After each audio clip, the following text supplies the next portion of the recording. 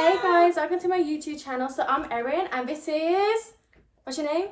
Kai. His name's Lakai. So today we're going to do a video on being 16 and pregnant, but he's now 3. So, you know, say hello. Say hello. Hello. Say hello to the camera. Hello, I'm Kai. Okay, goodbye. Goodbye. Yeah, so today I'm going to do a video on being 16 and pregnant, guys. Do not touch it! Guys, basically, I'm just going to be telling my friend the story because you don't know actually the story. Like, no one really knows my true story except from 2 of my friends. Well, three of my friends. So I'm just explaining it to my friend, and her name's Beyonce. So Yes, hi guys. you can't see her, but she's there. So basically, where do I begin? So, being pregnant. So, I was 16. I just started college. Yes, I was in college. So, it was about November time. My nan kept saying to me, Erin, why are you not on your period? These times I was living at my nan's house. Why are you not on your period? Because she would know that I'm on my period, right? Yeah. But she, for some reason, she was like, why ain't you? And I was like, I don't know. Like, I just didn't think in my head, oh, I could possibly be pregnant. Yeah, you wouldn't think that though. Yeah, like, you just wouldn't. And then, like, I thought one day at college, I was like to my friend, oh, let me just get a test. Let me just do a little test just to see, because you just never know. So we got the test. We got it at Superdrug. It was $2.99. I've still got the pregnancy test today, but it's not at my house. It's actually at my mum's house. I've still got it. It's horrible, but I still got it. And yeah, so I went to Superdrug with my friend, bought it, and then we went to Bullring. That's like the shopping centre where I live. Bullring toilets. Right. Took the pregnancy test there. And what did it come out as? I'm pregnant. I was like to my friend, what am I supposed to do? She was like, I don't know. Are you going to keep the baby? I said, I don't know. I need to speak to my partner. Yeah. So, obviously, she was like, I don't think you should. What, keep it? Yeah. But bitch, she was pregnant 6 weeks later. But, Oh. they're really close. They're really, really, really close. Oh, wow. So cute. They're like boyfriend and girlfriend, but you know, Yeah, they are. we won't go there. But they are. Yeah. That was the case. So I was in Bullring toilets. The princess, she said, oh, what are you going to do? I don't think you should because you've got this going on. Like, you're in college. Like, come on, how are you going to have a baby? Yeah. And things. And then I was like, I don't know. I studied to speak to my partner. So I called my partner. I showed him the pregnancy test. But to be fair, we had a pregnancy scare before that as well. So I don't know why I just didn't think I was pregnant. Okay. So I gave him a pregnancy test. And he was like, he didn't know what to say. Like, he was speechless. Does that make sense? I think guys would be. Especially, I was 16 and he was 17, turning 18. So along them lines, yeah. So so it was kind of like, it was weird. Like, it was really, really weird.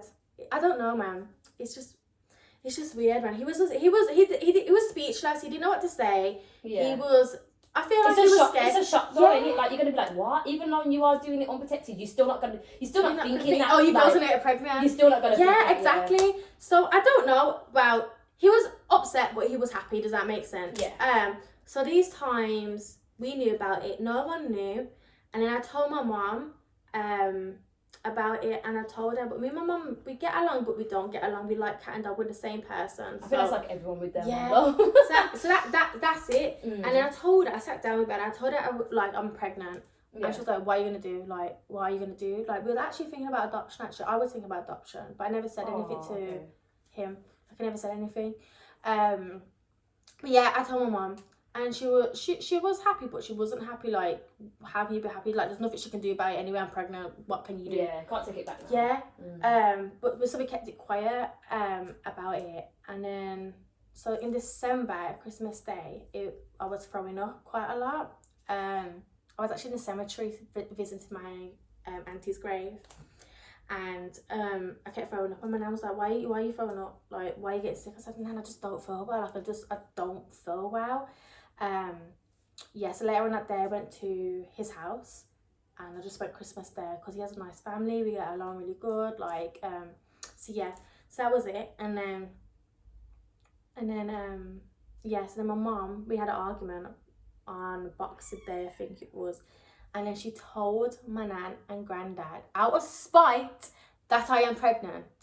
Wow. Like, Why would you do that? No, my granddad's very strict. My nan and granddad are Irish, and they're very, very strict. Yeah, and you want to do it on your own terms. Yeah. Like, you want to tell people in your own time. And I was only like, 3 months probably then. So like, I didn't even have my first scan at this stage. So I didn't even know whether my baby was okay. Yeah. I just knew I was pregnant. Yeah. So I was like, what? Like, why are you telling? I was so angry. I was pissed off. I was stressed. I was crying. I was telling him, like, what am I supposed to do? My granddad's gonna like not speak to me.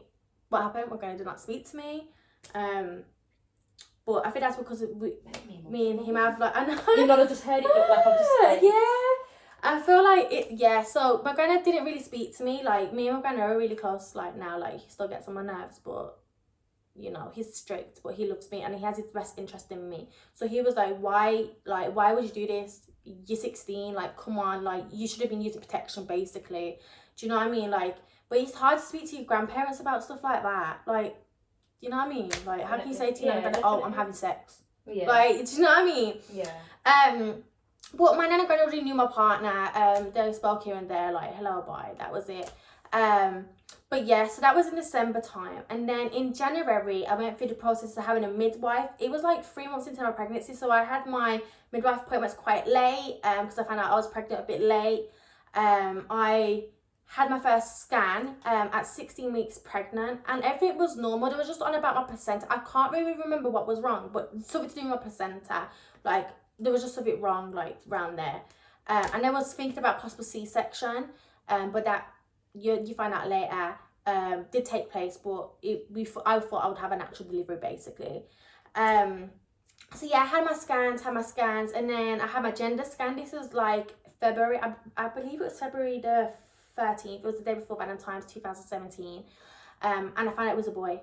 I was upset because I really wanted a girl. Like, I wanted a me, like, I wanted a little, you know, a little Erin running around. Not like little Erin, but a little cutie, like, do you know what I mean? Like, what you mean. But my son is absolutely gorgeous, as you could just see in that video. Like, he's absolutely gorgeous. People ask me if he's a girl anyway, but, you know, we won't go there today. You know. Yeah.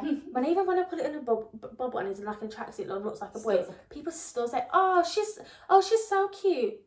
It looks nothing like it's a boy. You can tell. It's a boy. Even when it was a baby, oh, she's cute. Weird. Okay. Okay. Even though he wear blue, but you know, yeah, pregnant story again, Erin, right? Yeah. So found out he was a boy. I was upset. My partner was happy. He was like, yes. But he was saying throughout the whole pregnancy he wanted a girl, you know, but he only done it because he wanted a boy.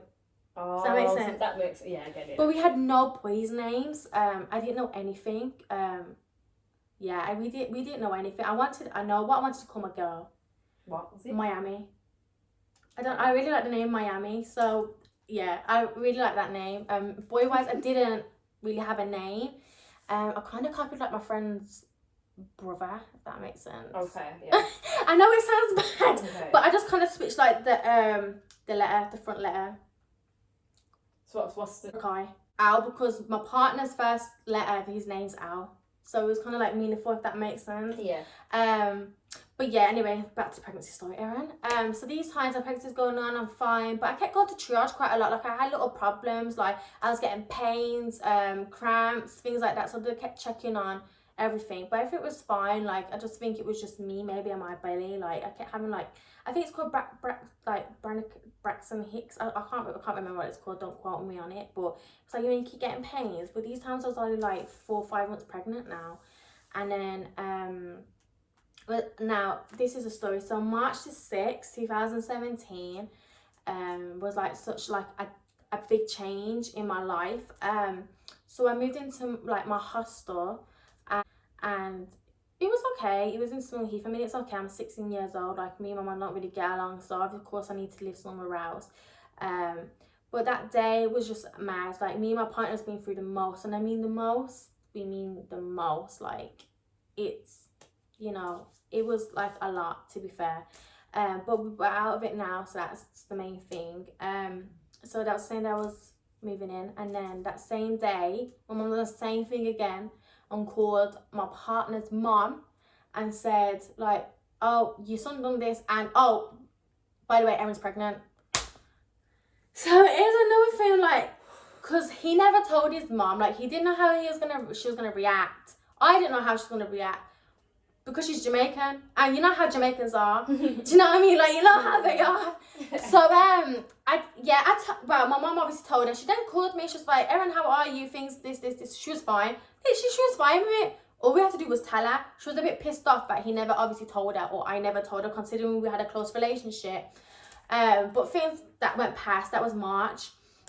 And then like it was May time. It was my birthday, so I just turned 17. Had like a little surprise baby shower. Like my closest friends were there. I remember it like there was no tomorrow. We had pizza and things like that. But yeah, and then I had Lakai in June. So his birthday is June the 28th. So I had him. But leading up to that stage, I had a C-section. So I was in like induced stage. So my waters broke on the Sunday. So me and my partner went out for Indian on the Saturday night, and then on the Sunday morning I woke up and I kept leaking. What? Just like drips. Of what? Obviously, my waters, but it was my drips. Okay. So I went to the toilet. I'm like, okay, so I just need a wee. So I went to the toilet. I had a little wee. Yeah. Come back to my room. Why am I still dripping? And I'm just like, what? So what was it, like wet, like water? Yeah, but it's not a lot. It was just little drops. Okay. But I could feel it was different. Yeah. So I went to the toilet again, and I was like, Mum, it's like 7 o'clock in the morning as well. I was like, Mum, I think I've just broke my water. My waters are broke. She was like, what do you mean, Erin? This. So I feel like my waters are broke. I keep coming back to the toilet and I keep dripping wet. Like, I don't get it. It wasn't a lot. It was just like little drips. And then so what happened then was we called triage. I was at triage. Oh, my mum was like, I think my daughter might have just broke her water, so they said to me to put a pad on, like a period pad. And so I put that on, and obviously I was still leaking and things, and I came straight to triage. So they'd done like a test on the pad, and it turned out that like it was my waters, it was my back waters though. Yeah. And then when I went into the triage, yeah. Mm-hmm. They put a spectrum into you, like, you know, is it called a spectrum? Like this clear, like, shaped thing to put in your vagina, basically. Okay, to do what though? Like, to check how far gone like how, like my waters, I don't know to see whether I'm dilating of some sort. I don't know, to put it in it, and my water splashed, like, not splashed, but like went, like, on the nurses, everything. like, clothes and everything. God. But, it wasn't, yeah, so that's when my waters broke. But I wasn't getting any pains. I wasn't getting any contractions. Mm-hmm. So there was like, okay, so we're going to induce you to come back on Monday at 3 o'clock. So come back on Monday at 3 o'clock. Still no pains. But they said, in the meantime, if you have any pains, please come into the hospital if it's very close together. So I went back in on Monday at 3 o'clock, got induced. And yeah, so they put like a process. It's like a process. Like, I think they like put something in you so you can start to get cramps or something, like more period pains. And I was in like this room with like 3 other ladies, and one lady kept screaming. I was like, what the hell the flip is she shouting at? Like, why are you screaming? Like, shush. I even have a video, like, even put it on my Snapchat. Like, I know it's a bit bad, but put it on my Snapchat and everything. And yeah, I was getting period pains then, but it wasn't bad. Like, I could cope, do you know what I mean? And then 24 hours passed, and then I had to check, but I wasn't even dilated. So then it got to a point that they had to put me into like the birthing room, like the delivery room, and then they put me on like what was it, like, you know, the fake contractions, like this massive thing. It was like a fake contraction thing. So they put something around your belly so you can get contractions. So I still wasn't getting contractions at this stage, and you're meant to get contractions. Mm-hmm. So they put this thing on my belly, and it was just like to bring the pain, so it was contraction. Okay. But I did feel it, and it was a lot more, apparently it's a lot more worse than actual contractions. Oh, you didn't feel anything? I did, but I didn't, because I was just too high in that gas and air. Like, I was not trying to feel no pain at all. I think I had an injection in my leg, but I can't remember which one I had. But I had it in my leg, so I didn't feel any pain. At this stage, I thought I was going to deliver normally. Mm-hmm. But when they kept checking, I was only 0.5 centimetre dilated. Now, this is like over a day and a half in, like 2 days in now.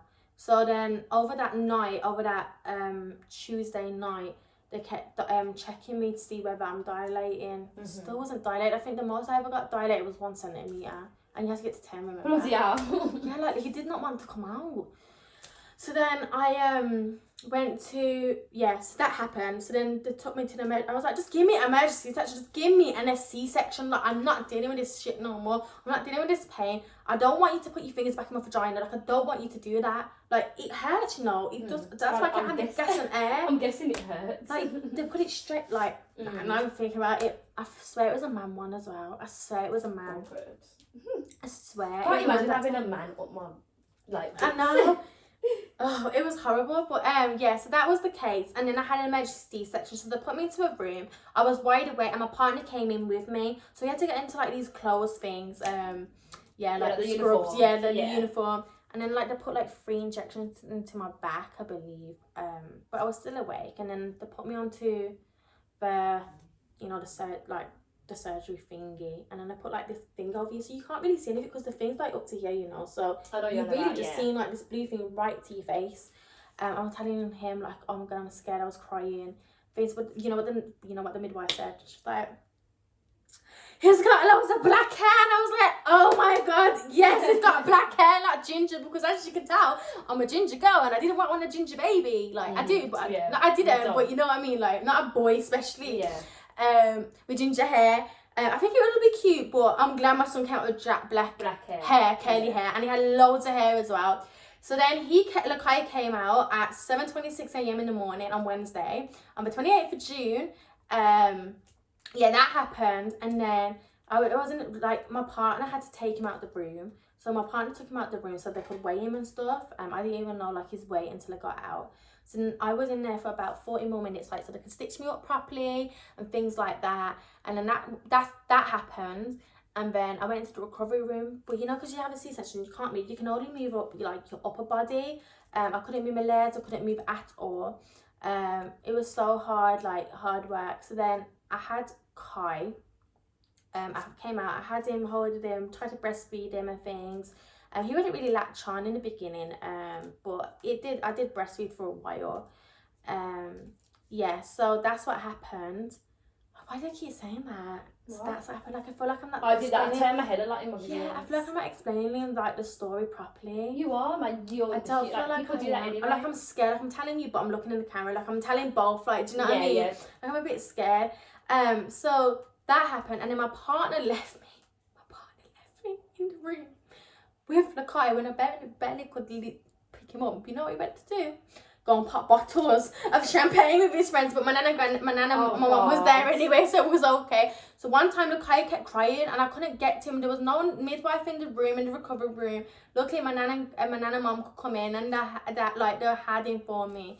Then I got transferred to the ward. I gave birth in City Hospital. I can't remember what ward it was, but I believe it was on like upstairs to begin with. And then bearing in mind you have catheters in you and stuff like that when you just have like a baby and stuff and things. So I had that, and then that what happened. And then I think I had his checks the same day, like his hearing checks, his heart checks, everything like that. And this so with that check, the heart check, it came out like he had a heart murmur. So the heart murmur, they said it can go within 24 hours. That's what more likely is to happen. It will go in 24 hours. But it never went. When they rechecked it the next day. So then they took us, there was like, he still has a heart murmur. There must be something wrong with his heart. Bearing in mind, I had like loads of scans. I had more scans than normal people have scans because Lakai was a bit of a bigger baby. To begin with, I had diabetes tests and things because he was going at a fast pace. And they didn't pick up anything. Me and my partner went downstairs into like this room, and the doctor was like checking his heart and then scanned his heart, like kind of like an ultrasound but on his heart, and it turned out he had a heart condition called trachylargia fallout. I can explain that into another video maybe if you want me to. If you give me enough likes and things, then I will do that video about Lakai's health conditions, because he's not only got one health condition, he's got like two main health conditions, got like extra things added to it as well. So that happened, and then he went into like the baby unit, you know, where the sick babies go. What's it called now? What's it called? The ICU unit? I think it's the ICU. Yeah, I think so. The ICU unit. He was in there. He was like the biggest baby, because most babies in there were premature. But he was in there for a week because I kept doing monitoring on his chest. He was like with oxygen and things. He was on oxygen machines like through his nose because he was like a purple kind of baby. Like he was a nice skin tone, but he was purple skinned and bluish, and that's kind of like with his heart condition. Like if you tell by his lips, it's kind of blue. So that's what happened, and then and we found out obviously he had a heart condition. Obviously I was upset, my partner was upset, my family was upset. It was like, how has he got this heart condition? Like, what did I do wrong in my pregnancy? I was thinking maybe because I ate too much junk food, maybe I didn't eat enough fruit. Like I was thinking things like that, like just normal things, like what did I do you know what I mean, for him to have this heart condition?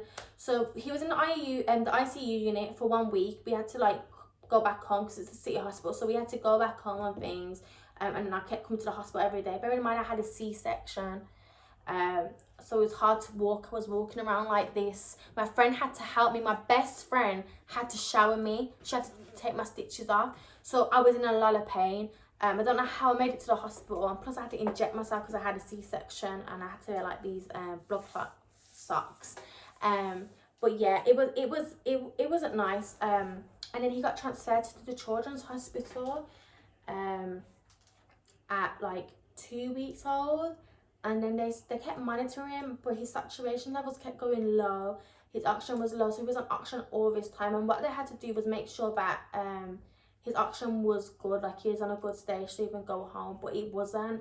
He had a keyhole surgery at this stage. He was 3 weeks old, and the keyhole surgery, like they put a balloon dilation in his heart to make it better.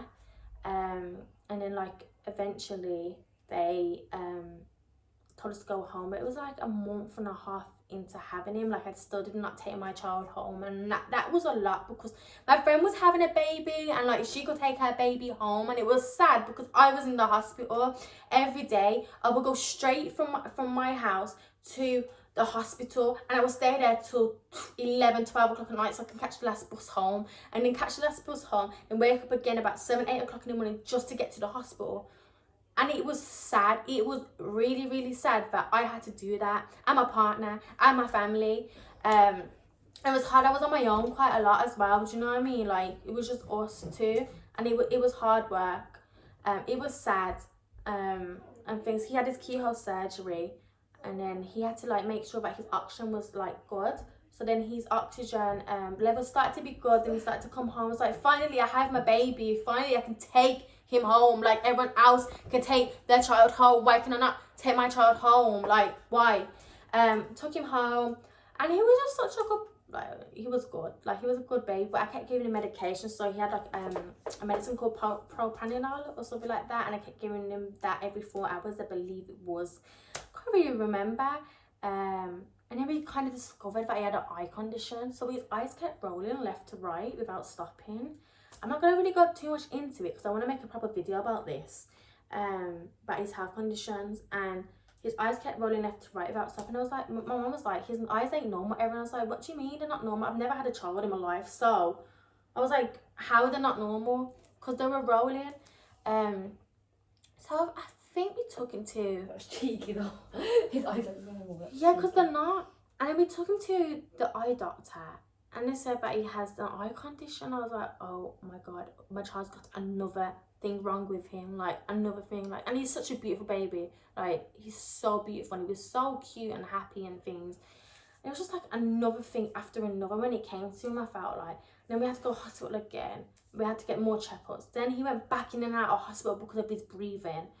So it was quite a lot to deal with. But yeah, that's kind of like my little story to begin with, like being pregnant. It's like having him for like 2 months out of the womb, and how it is. But if you guys want me to do a video on like his health conditions regarding his heart condition and his eye condition, and he's got a heart condition called tracheal fellow, I can't pronounce it properly, and his eye condition was nystagmus. Look, I also has eczema, really bad eczema, to the point that it gets affected. He's had loads of hospital problems, like going back and forth regarding that. He's 3 years old. He can't be diagnosed with asthma right now, but he takes 2 inhalers, the orange inhaler and the blue inhaler. So I can go into more detail if you like and comment on this video. I'll definitely do that. But anyway, thanks for listening to this long ass video, and thanks for you being here. You know, I've been telling this Tommy story. I know, like her as well. Do you know what I mean? Like, it's a bit of both, because I'm a bit shy, so she does this already. So guys, it's her first video, so cut some slack. Yeah, so like, just help me out a little bit. But yeah, thank you anyway for listening to my video, and I hope you enjoyed it. But yeah, just let me know what you want me to do next. I definitely want to post more videos, because I've been wanting to do this for like 3 years. But we won't go into that. But yeah, thank you anyway. Thanks. Bye. Oh shit.